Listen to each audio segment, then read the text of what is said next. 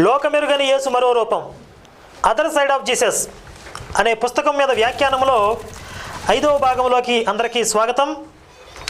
ఇంతకుముందు జరిగినటువంటి 4 భాగాలలో ఉపోద్ఘాతం మరియు ఇశ్రాయేలీల ప్రస్థానం అనే భాగాల మీద వ్యాఖ్యానించడం జరిగింది. ఇప్పుడు ఈ పుస్తకంలో 2వ భాగం అయినటువంటి బాలయేసు అనే భాగంలోకి వచ్చాం.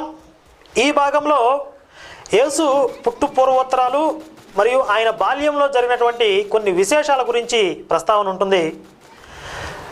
కనుక మనం ఈ భాగంలోకి వెళ్ళి ఆ విశేషాలు ఏమిటో మనం చూద్దాం. పుస్తకాలు ఉన్న వాళ్ళందరూ కూడా చక్కగా పుస్తకాలు దగ్గర పెట్టుకుని నేను చెప్పే వాటిని సరిచూసుకోండి.